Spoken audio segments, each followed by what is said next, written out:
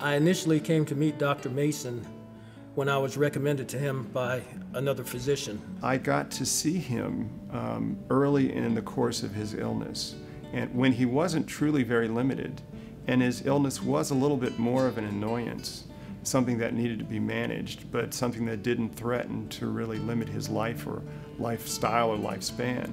But then as time went on, his diagnosis, sarcoidosis, which is often not very severe at all, really progressed. I started him on oxygen to help him get through the day. And that's when I began to see that he needed something more than just medicine to really get the most out of his life. Trying to make it through the day, I had to make sure I maintained my oxygen. I could not come off of my oxygen and do as a normal person would do.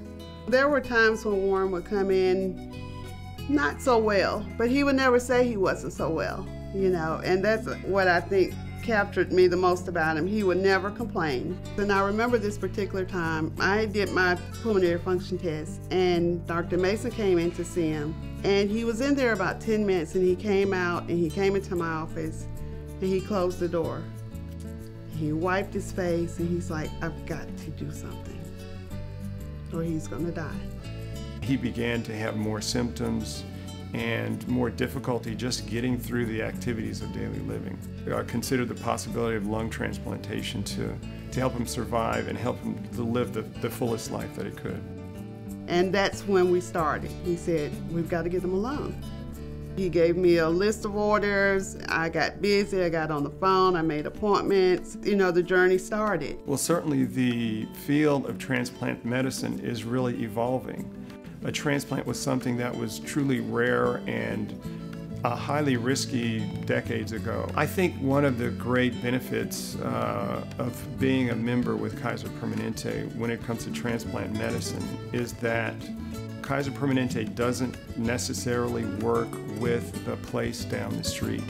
Kaiser analyzes information and outcomes data, and then a decision is made on which institution really has the best outcomes, which institution has the best track record of delivering outstanding patient care for a given condition or for a given transplantation. The call, as I remember it, was they said, hi, Warren, this is the University of Virginia. We've got your lung. I got another call shortly after that. That was from Kaiser, explaining what I needed to do. You can imagine how happy we were when we found out that he had been called to UVA to get his transplant. So we were just thrilled to see that and to hear that news. We cried. I cried. Dr. Mesa shed a tear. That was beautiful. Although by that time, Warren was well on his way.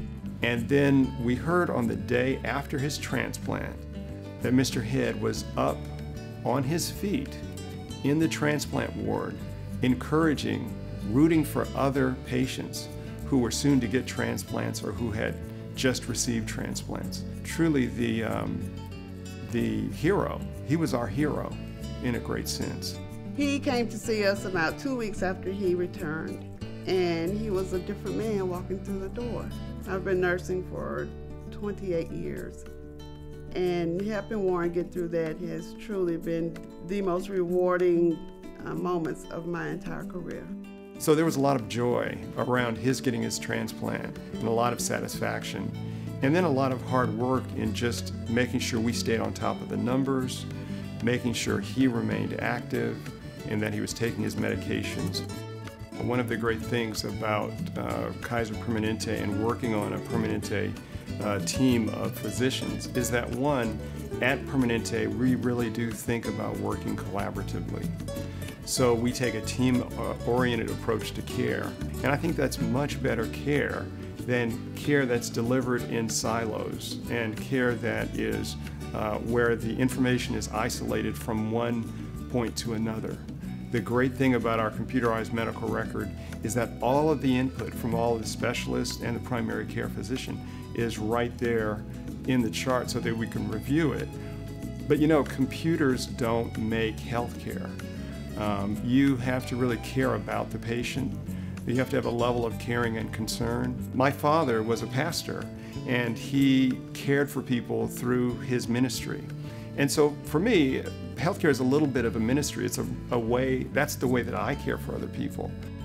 What I learned about Kaiser is that you've got a group of people who, no matter what the situation is, they will come together to find a way to make sure that you're okay. No matter what they have to do, they will go above and beyond. And that's the reason I'm here right now.